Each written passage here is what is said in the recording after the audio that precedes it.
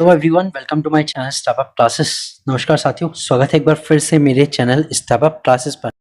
Friends, previous year question 2019 का हमारा ये वीडियो है जिसमें मैंने यूपीटीजीटी साइंस का जो प्रीवियस ईयर 2019 में क्वेश्चन पेपर हुआ था उसका सॉल्यूशन दिया है, साथ में जो उसमें कंसेप्ट हैं उनका एनालिसिस दिया है। यानी उन कंसेप्ट से अब किस टाइप के क्वेश्चन और बन सकते हैं और किस टाइप के क्वेश्चन और पूछे जा सकते हैं। तो फ्रेंड, शुरू कर रहे हैं क्वेश्चन नंबर 51 से। तो शुरू करते हैं 51 क्वेश्चन हमारा। इससे पहले एक बात और बता दूं, जो क्वेश्चन नंबर 50 तक है वो वीडियोस ऑलरेडी चैनल पर अपलोड है, ठीक है। आप उसे देख लीजिएगा, प्लेलिस्ट में मिल जाएगी प्रीवियस ईयर क्वेश्चन में, ठीक है। और ये 51 से है हमारी।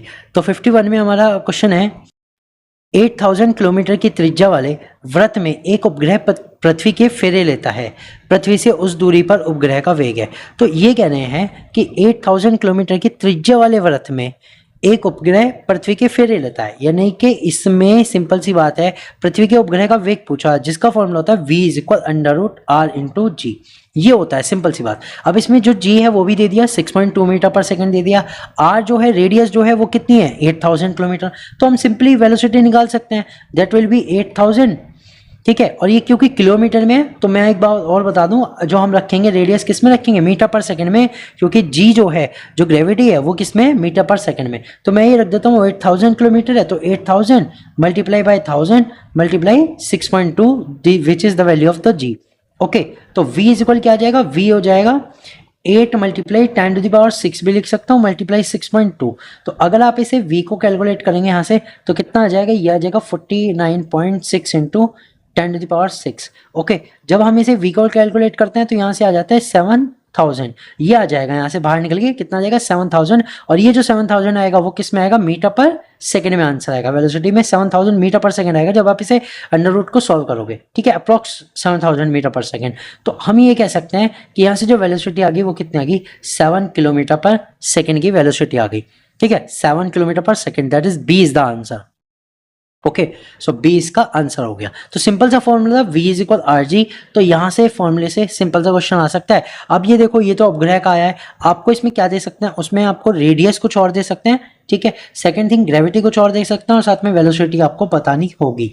ओके, ये चीजें ध्यान रखना। बात करते हैं क्वेश्चन नंबर 52 की। निम्नलिखित में से कौन से यौगिक अपने विन्यास के व्युत्क्रम में जाते हैं। देखो, यौगिक के विन्यास के व्युत्क्रम में मैं आपको यहाँ पे दो कंसेप्ट बताता हूँ। यहाँ पे जो कंसेप्ट आ रहा है एक्चुअली विन्यास का व्युत्क्रम, that is inversion of configuration, वो किसके कारण होगा, यहाँ जो होगा वो ड्यू टू लॉन पेयर के कारण होगा। किसके कारण, ड्यू टू लॉन पेयर। एक चीज, ठीक है, एक तो हमारा कंसेप्ट क्या है, ड्यू टू लॉन पेयर। दूसरा जो हमारा कंसेप्ट है, ठीक है, एक कंसेप्ट ये है, दूसरा हमारा कंसेप्ट होता है SN2 मैकेनिज्म। क्या होता है, SN2 मैकेनिज्म। तो जो SN2 मैकेनिज्म होता है उसमें भी होता है, लेकिन हमारा SN2 मैकेनिज्म नहीं लगेगा क्योंकि कोई भी ऐसा सब्सटेंस नहीं है जो यहाँ SN2 मैकेनिज्म को फॉलो करता हो। यहाँ जो लगेगा वो लगेगा ड्यू टू लॉन पेयर। तो शुरू करते हैं मीथेन से। देखो, जो मीथेन है CH4 है, इसमें sp3 हाइब्रिडाइजेशन है और sp3 हाइब्रिडेशन होने के कारण ये कैसा है, टेट्राहेड्रल है एंड ऑल बॉन्डेड, ठीक है। सारे के सारे ऑल बॉन्डेड एटम्स हैं, सारे के सारे बॉन्ड है, सारे के सारे बॉन्ड है, बॉन्डेड एटम्स है। ओके, तो इसमें जो है कोई लॉन पेयर नहीं है, और लॉन पेयर नहीं है तो जो इन्वर्जन है कॉन्फ़िगरेशन का नहीं हो सकता। बात करते हैं इथेन की, दैट इज C2H6। इसमें भी अगर हम कॉन्फ़िगरेशन देखें तो sp3 of each carbon, sp3 of each carbon, जो दोनों कार्बन है सबका होता है। अब sp3 है तो टेट्राहेड्रल होगा, और टेट्राहेड्रल है, सारे के सारे बॉन्ड है, नो लॉन पेयर, ठीक है। सारे के सारे क्या है, बॉन्ड है, कोई भी लॉन पेयर इसमें नहीं है। बात करते हैं NH3 की। तो NH3 देखो क्या होता है, ammonia, that is NH3, ammonia होता है, ठीक है। मैंने दो का बता दिया, मीथेन नहीं थे ना। अब अमोनिया को देखिए, अमोनिया में क्या होता है, नाइट्रोजन के साथ 3 हाइड्रोजन तो होते हैं, साथ साथ इसके ऊपर एक लॉन पेयर होता है, साथ में इसके ऊपर क्या होता है, लॉन पेयर। अब मैंने बताया ना, due to lone pair inversion of configuration हो सकता है। कैसे, देखो मैं ये कह सकता हूँ कि यहाँ पे जो लॉन पेयर है वो रोटेट होके हाइड्रोजन की जगह चला गया। अब हाइड्रोजन की जगह अगर ये चला जाएगा तो क्या होगा, लॉन पेयर नीचे आ गया, हाइड्रोजन ऊपर चला गया, that will lead to inversion of configuration. क्या हुआ, इसमें इन्वर्जन हो गया, कॉन्फ़िगरेशन का क्या हुआ, इन्वर्जन हो गया, ठीक है। तो ये अमोनिया में हो जाता है। एसिटाल्डिहाइड की बात करते हो, एसिटाल्डिहाइड का फॉर्मूला होता है CH3CHO। तो अगर इसमें बात करूँ, कोई लॉन पेयर नहीं है, ठीक है, किसी के पास भी, कार्बन के पास किसी के पास लॉन पेयर नहीं है। यहाँ जो ये है कार्बन, ये sp3 है, ये वाला जो कार्बन है वो sp2 है। ओके, तो तो इसमें भी कोई इन्वर्जन कॉन्फ़िगरेशन का नहीं होता। सो हमारा आंसर आता है वो आता है सी। तो इन्वर्जन ऑफ कॉन्फ़िगरेशन मैंने दोनों कंसेप्ट बता दिए। This is called the concept analysis कि ड्यू टू लोन पेयर होता है, तो हमने लोन पेयर देखा किसमें, अमोनिया में है, जिसके कारण हो गया। सेकंड SN2 मैकेनिज्म में होता है, यहाँ कोई भी सब्सटेंस SN2 मैकेनिज्म फॉलो नहीं करता, ना ही कोई सब्सटेंस ऐसा है जिसमें SN2 मैकेनिज्म हो सके। ठीक है, SN2 मैकेनिज्म जनरली किसमें होता है, वो होता है प्राइमरी एल्किल हैलाइड्स में। ये भी चीज ध्यान रखो, मैं हाथ क्या बता रहा हूँ, प्राइमरी एल्किल हैलाइड में, उनमें इन्वर्जन ऑफ कॉन्फ़िगरेशन हो रहा है और वो ऑर्गेनिक की रिएक्शंस है। यहाँ ऐसा कोई सब्सटेंस नहीं तो नहीं हुआ। ओके, चलते हैं क्वेश्चन नंबर 53 पर। जल में ऑक्सीजन का हाइब्रिडाइजेशन है, जल में ऑक्सीजन का हाइब्रिडाइजेशन पूछ रहे हैं। देखो ऑक्सीजन का हाइब्रिडाइजेशन ही निकालेंगे because oxygen is central atom. अब अगर हम जल की बात करें तो हमें ये लगता है कि ऑक्सीजन के पास बस 2 हाइड्रोजन है। ठीक है, H2O मॉलिक्यूल में 2 हाइड्रोजन है, तो इसका जो हाइब्रिडाइजेशन होना चाहिए था, क्या होना चाहिए था, sp होना चाहिए था। लेकिन हमें पता है ऑक्सीजन के पास 2 लोन पेयर भी होते हैं, 2 लोन पेयर भी होते हैं, जिसके कारण जो ऑक्सीजन का हाइब्रिडाइजेशन होता है ना फ्रेंड्स, वो चेंज हो जाता है। क्या हो जाता है, चेंज हो जाता है। और इसमें ऑक्सीजन का जो हाइब्रिडाइजेशन होता है वो होता है sp3, tetrahedral shape. Okay, tetrahedral shape में होता है। ओके, क्लियर हो गया। अब सुनो ध्यान से, क्या इसमें कॉन्फ़िगरेशन का इन्वर्जन हो सकता है, हाँ या ना? इसके लिए आप नीचे कमेंट बॉक्स में लिखना। इसमें लोन पेयर प्रेजेंस है, लेकिन क्या इसमें कॉन्फ़िगरेशन का इन्वर्जन हो सकता है, ये सोच समझ के लिखना कि अगर लोन पेयर कहीं जाएंगे तो उसकी जगह मॉलिक्यूल की ज्योमेट्री कैसे हो जाएगी, क्या वो चेंज होगी, क्या कॉन्फ़िगरेशन का इन्वर्जन हो सकता है, ये सोच समझ के आप नीचे कमेंट बॉक्स में लिखना, हो सकता है कि नहीं। तो इसका हाइब्रिडेशन कौन सा हो गया, इसका हाइब्रिडेशन हो गया sp3 हाइब्रिडाइजेशन है। कौन सा है, sp3 हाइब्रिडाइजेशन। बात करते हैं क्वेश्चन नंबर 54 की। उत्तल दर्पण में वस्तु की बढ़ी हुई छवि बनती है। उत्तल दर्पण की बात कर रहे हैं, उत्तल दर्पण दैट इज कॉन्वेक्स मिरर। और कॉन्वेक्स मिरर में अगर बात करें कि इसमें पूछा है कि बढ़ी हुई छवि कब बनती है, चलो ऑप्शन देखते हैं। वस्तुएं दूरी के किसी भी मान के लिए नहीं, जब फोकल लंबाई के 2 गुनी से कम वस्तु दूरी पर होती है, जब फोकल लंबाई के 2 गुनी से अधिक दूरी पर वस्तु होती है, वस्तु दूरी के सभी मानों के लिए। देखो कॉन्वेक्स मिरर क्या होता है, कॉन्वेक्स मिरर ये होता है, और इसमें इनसाइड तो होती है पॉलिश्ड, और बाहर की साइड जो कॉन्वेक्स साइड है वो हमारी क्या होती है, ठीक है, जो हमारी कॉन्वेक्स साइड है वो हमारी क्या होती है, पॉलिश्ड होती है, मतलब कि शाइनी होती है, रिफ्लेक्टिंग सरफेस होती है। क्या होती है, रिफ्लेक्टिंग होती है। और ये इनर साइड क्या होती है, पॉलिश्ड होती है। अब ध्यान दो, इसमें जो ऑब्जेक्ट होता है वो इस साइड होता है प्रिंसिपल एक्सिस पे, ठीक है, और फोकस और जो इसका सेंटर ऑफ कर्वेचर है दोनों के दोनों वर्चुअल होते हैं। क्या होते हैं, वर्चुअल होते हैं, क्योंकि ये मिरर के अंदर होते हैं, बाहर नहीं होते। ठीक है, तो अब ध्यान दो, जो कॉन्वेक्स मिरर होता है ये हमेशा हमेशा वर्चुअल एंड इरेक्ट इमेज बनाता है। एक बात कैसी बनता है, वर्चुअल एंड इरेक्ट, जिसे हम कहते हैं आभासी एवं सीधा, आभासी एवं सीधा प्रतिबिंब बनाता है। सेकंड जो ये बनाता है, ये बनाता है smaller than object, always smaller than object, हमेशा ऑब्जेक्ट से छोटी बनाता है, नो मैटर कि वस्तु कहाँ रखी है, मिरर के सामने कहीं भी रखी हो, क्योंकि फोकस और सेंटर ऑफ कर्वेचर तो मिरर के अंदर होते हैं, वर्चुअली होते हैं। ठीक है, तो इसलिए मिरर के सामने चाहे कहीं भी रखी हो, ये हमेशा ऑब्जेक्ट का छोटा इमेज ही बनाएगा। देखो बनाने का तरीका क्या है कि हमने एक रेस करी, वो हमारी चली गई किससे, फोकस से। सेकेंड रेज हमने मान ली कि कॉन्वेक्स सेंटर ऑफ कर्वेचर से जा रही है, तो जहाँ ये क्रॉस करती है वहाँ इमेज बनती है यहाँ पर, ये हमारी क्या है, इमेज। अब आप देख सकते हो ऑब्जेक्ट से छोटी बनी है, तो हमेशा स्मॉलर देन ऑब्जेक्ट बनाता है, तो बड़ी हुई छवि कभी नहीं बनाता। सो ए इज द राइट आंसर, वस्तु व दूरी के किसी भी मान के लिए नहीं। ठीक है, वस्तु दूरी के किसी भी मान के लिए नहीं, ये कभी भी जो है बड़ी इमेज नहीं बनाता। ओके, बात करते हैं क्वेश्चन नंबर 55। रेफ्रिजरेशन में प्रयुक्त यौगिक कौन सा है। देखो रेफ्रिजरेशन में प्रयुक्त यौगिक के लिए मैंने कल भी जो वीडियो आई थी हमारी, कौन से वाली बोला, वाटर गैस वाली, उसमें भी बताया था कि जो वाटर गैस होता है उसमें हाइड्रोजन बनती है, और हाइड्रोजन जो होती है एक सब्सटेंस को यूज की जाती है बनाने के लिए, जो हमारे रेफ्रिजरेशन में यूज होता है। ठीक है, अगर आपको ध्यान है तो आप नीचे कमेंट बॉक्स में लिख दो इसका आंसर जल्दी से। ठीक है, अदरवाइज मैं तो सॉल्व करता हूँ। देखो रेफ्रिजरेशन में नाइट्रोजन है का ऑप्शन, द्रव ammonia, liquid ammonia that is a liquid NH3 है, द्रव अमोनियम क्लोराइड NH4Cl है, और द्रव fluorine that is fluorine gas है। तो इसमें जो आंसर है वो है बी। मैंने कल भी बताया था जो हमारी अमोनिया गैस होती है, लिक्विड अमोनिया, वो एज ए रेफ्रिजरेंट यूज होती है, रेफ्रिजरेशन में यूज होती है, यानी शीतलक के रूप में यूज होती है। ठीक है, शीतलक के रूप में कौन यूज होती है, लिक्विड अमोनिया यूज होती है। बात करते हैं question number 56। It is a numerical question of Wheatstone bridge. ठीक है, व्हीटस्टोन ब्रिज या फिर व्हीटस्टोन मीटर ब्रिज। तो व्हीटस्टोन के मीटर ब्रिज के बाएं और दाहिने गैपों में 1 ओम तथा 4 ओम के प्रतिरोधों को जोड़ा गया है। They are saying that the two resistance of 1 ohm and 4 ohm are connected in the left right gap of the Wheatstone metre bridge. संतुलन लंबाई को एल को नोट कर लिया गया है। ये कहते हैं जब 1 ओम और 4 ओम का प्रतिरोध जोड़ा तो जो संतुलन लंबाई आई वो एल आई। ठीक, अब दोनों गैपों के प्रतिरोधों को आपस में बदल लिया गया, नई संतुलन लंबाई एल को नोट कर लिया। अब इन्होंने कहा रेजिस्टेंस बदल दिए तो जो नई संतुलन लंबाई आई वो आई कैपिटल एल।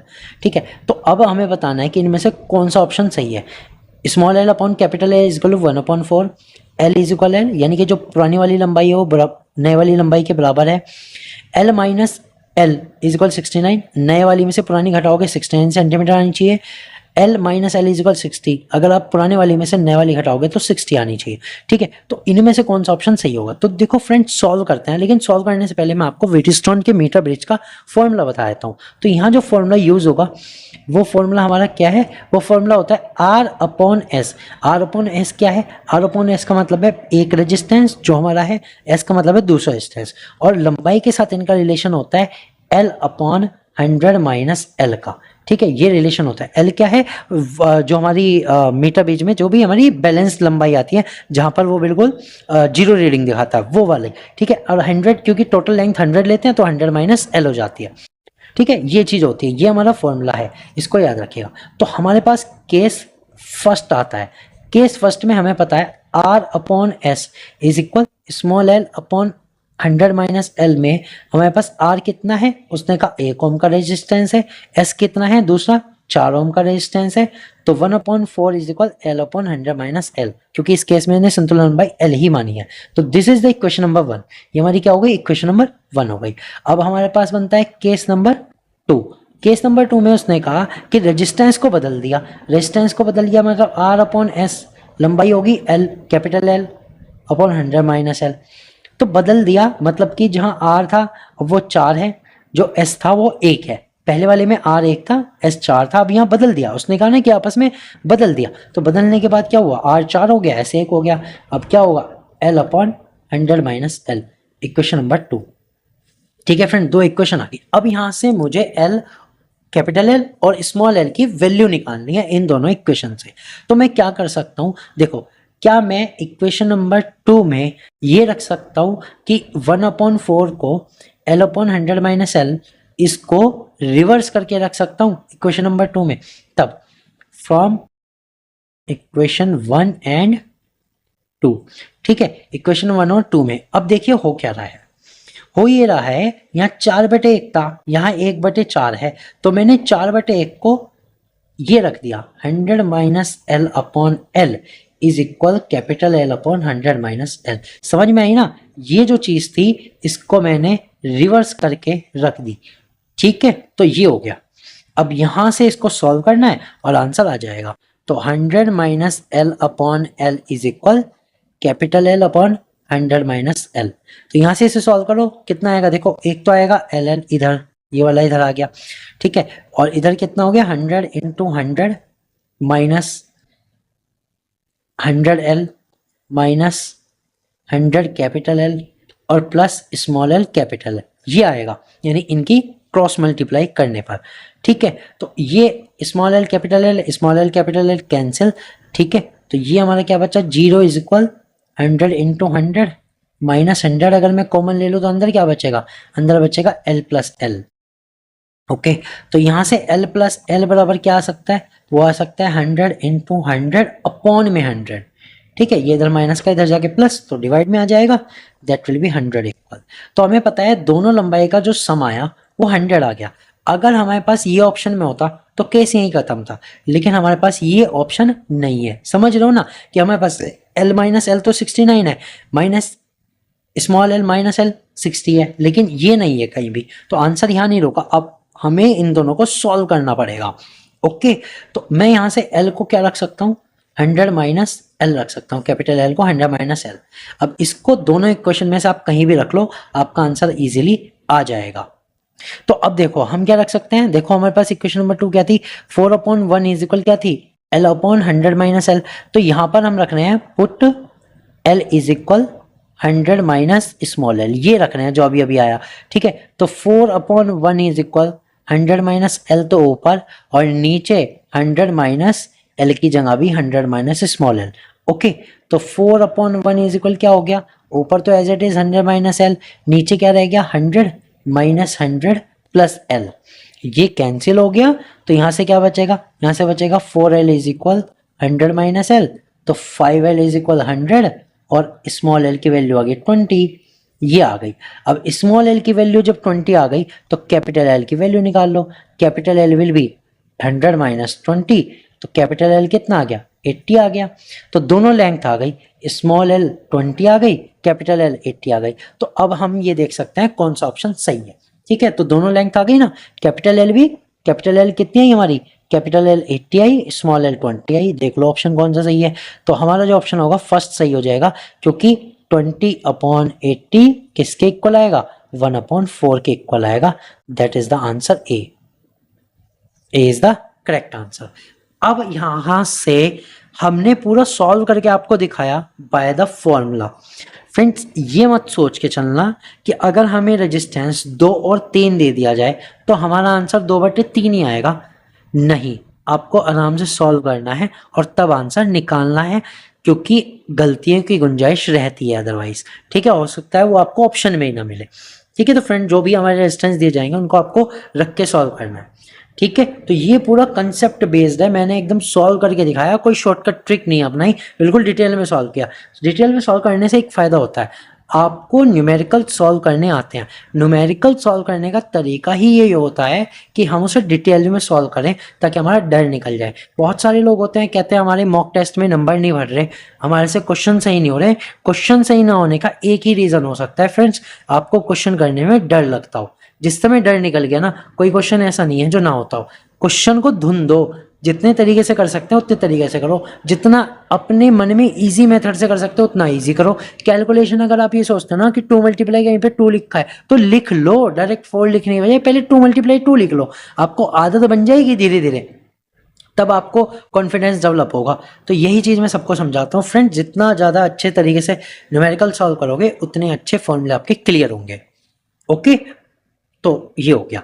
अब चलते हैं क्वेश्चन नंबर 57 पर। तत्वों NOF और P की विद्युत ऋणात्मकता का सही क्रम क्या है? The correct order of electronegativity of the element NOF and P। देखो, इलेक्ट्रोनेगेटिविटी की अगर मैं बात करूं तो हमें ये पता होना चाहिए ये कहाँ से कहाँ घटता या बढ़ता है। तो इलेक्ट्रोनेगेटिविटी अगर हम बात करें तो लेफ्ट टू राइट इंक्रीज होती है, left to right into a period increase होती है, एंड टॉप टू बॉटम जो है वो ये डिक्रीज होती है, इलेक्ट्रोनेगेटिविटी डिक्रीज होती है। ठीक, तो हम ये बात करते हैं कि हमारे पास 4 एलिमेंट है NOF और P। ठीक, तो लेफ्ट टू राइट लगाओ, पहले तो इनमें से लेफ्ट टू राइट वाले लगाओ। लेफ्ट टू राइट अगर मैं देखूं तो NO और F ही आएगा, तो यानी F की जो इलेक्ट्रोनेगेटिविटी होगी, ठीक है, इलेक्ट्रोनेगेटिविटी जो है वो इंक्रीज हो रही है, यानी F की सबसे ज्यादा है, F की हाईएस्ट हो गई, सबसे ज्यादा हो गई। ठीक है, अब बात करते हैं P की। तो P की हम कंपैरिजन कर सकते हैं N से। कैसे? N के नीचे आता है P, ठीक है, और नीचे जाते हुए जो इलेक्ट्रोनेगेटिविटी होती है वो डिक्रीज होती है। इट मींस N की जो इलेक्ट्रोनेगेटिविटी है वो P से ज्यादा है।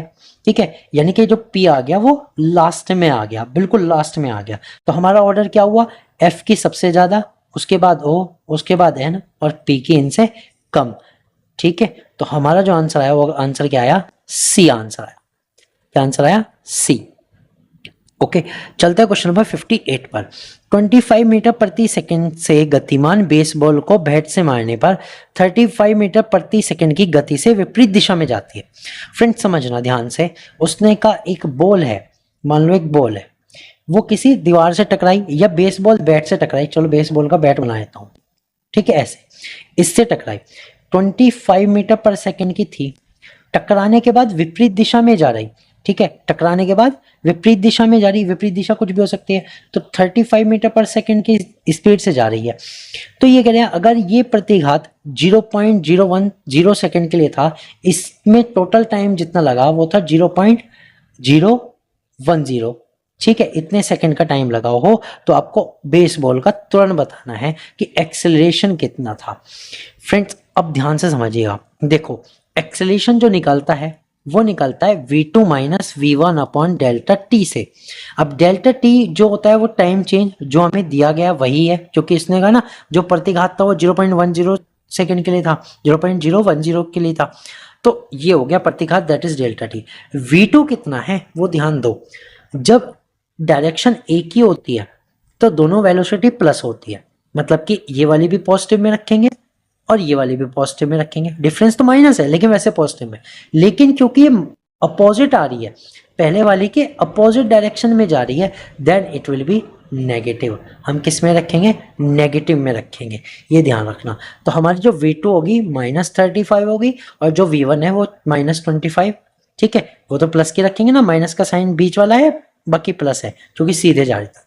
तो -35 -25 अपॉन 0.010, दैट विल बी कितना आ जाएगा, -60 upon 0.010, that will be -6000 metre पर सेकेंड स्क्वायर। तो ए कितना आ गया, ये आ गया। सो कौन सा आंसर है, b is the correct answer, b is the correct answer. तो बस इसमें मेन चीज हमें क्या याद रखनी थी कि जनरली जो हमारे क्रिकेट वाले केस आएंगे, फुटबॉल वाले केस आएंगे, खास करके क्रिकेट वाले जिसमें बॉल का जो एक्सेलेरेशन होता है वो चेंज होता है, तो उसमें आपको समझना है कि जो बाद वाली जो वेलोसिटी होगी वो नेगेटिव में आएगी, बिकॉज उसकी डायरेक्शन जो है वो अपोजिट हो रही है। क्लियर। 59 की बात करते हैं। बेंजोइक अम्ल का नाइट्रेशन निम्नलिखित में से मुख्य उत्पाद क्या देगा, ऑर्थोनाइट्रो, मेटानाइट्रो, पैरानाइट्रो, उपरोक्त सभी।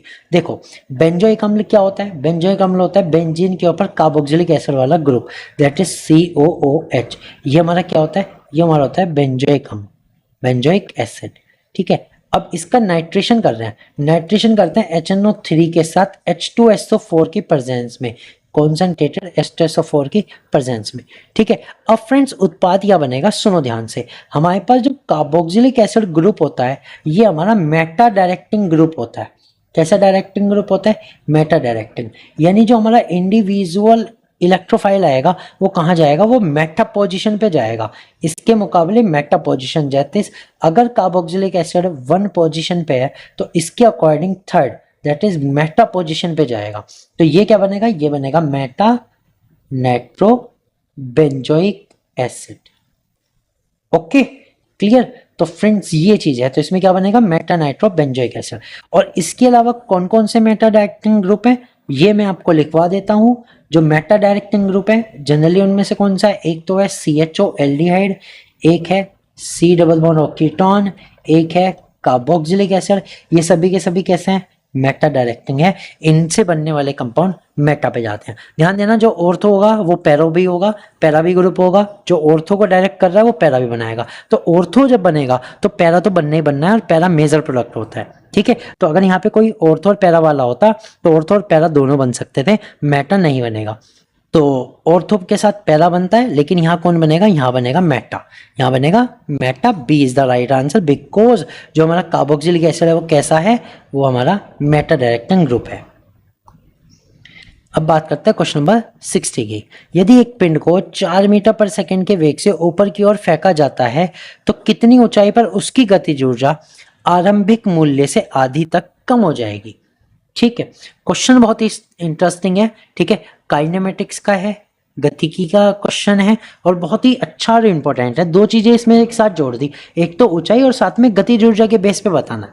ठीक है फ्रेंड, देखो मैं इसको समझाता हूँ। मान लो एक ऑब्जेक्ट है, उसे ऊपर की ओर फेंका, तो u बराबर तो इन्होंने दिया 4 मीटर पर सेकेंड। इन्हें यह बताना है कि कितनी ऊंचाई पर जो काइनेटिक एनर्जी है वो काइनेटिक एनर्जी हाफ रह जाएगी। ठीक है, कितनी ऊंचाई पर ये बताना।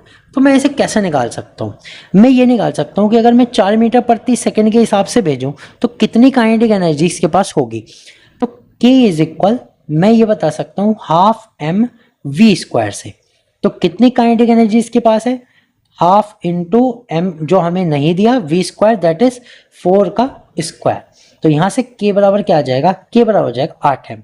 ठीक है, टोटल काइनेटिक एनर्जी इसके पास कितनी होनी चाहिए, 8m यानी 8m यानी 8 टाइम्स ऑफ मास। इतनी बात क्लियर। अब ये कह रहे हैं कितनी ऊंचाई पर जो k है टोटल काइनेटिक एनर्जी वो आधी रह जाएगी। तो मैं क्या कर सकता हूँ, मैं उस ऊंचाई पर वेलोसिटी निकाल सकता हूँ पहले। तो 8m is equal half m v dash square लिख दूंगा। वी डैश मतलब सेकेंड वेलोसिटी जो मुझे उस ऊंचाई पर चाहिए, ठीक। तो ये कितनी हो जाएगी, 2 से 2 कैंसिल, m से m कैंसिल, तो 8 इज इक्वल वी डैश का स्क्वायर, तो v डैश बराबर अंडर रूट ए, ठीक है, ये आ गया अंडर रूट 8 आ गया, ओके, अंडर रूट 8 आ गया, क्लियर वेलोसिटी। लेकिन हमें वो क्या बतानी है, हाइट बतानी है, तो we will use third equation of motion. हम कौन सी यूज करेंगे, थर्ड इक्वेशन ऑफ मोशन को हम यूज कर सकते हैं, जिसका फॉर्मूला होता है v square is equal u square minus 2 into g into h, क्योंकि ऊपर की ओर फेंका जा रहा है इसलिए माइनस आएगा, एंटी ग्रेविटी, ठीक है, ग्रेविटी के अगेंस्ट है इसलिए। अब वी स्क्वायर मतलब वी डैश का स्क्वायर, दूसरे केस में यू स्क्वायर जो हमारी इनिशियल है वो minus 2 into g into H जो हाइट है हमें बतानी है, ठीक है। तो वी डैश का स्क्वायर कितना हो गया, ये हो गया हमारा 8, ठीक है, अंडर रूट 8 का स्क्वायर 8 हो गया, v square that is u square that is 4 का square minus 2 into 10 into h, okay. तो अब देखो इसमें क्या हो सकता है, एच 2 इंटू 10 इंटू एच बराबर क्या हो सकता है, 16 माइनस 8, ठीक है। तो h बराबर कितना रहेगा, h बराबर रहेगा 8/20, दैट विल बी 0.4 मीटर, कितनी हो जाएगी 0.4 मीटर, आंसर यहां से आ जाएगा। सो डी इज द आंसर। तो 60 क्वेश्चन का आंसर क्या आ गया, डी आ गया। तो फ्रेंड्स इस तरह से 51 से लेके 60 तक के क्वेश्चन हो चुके हैं।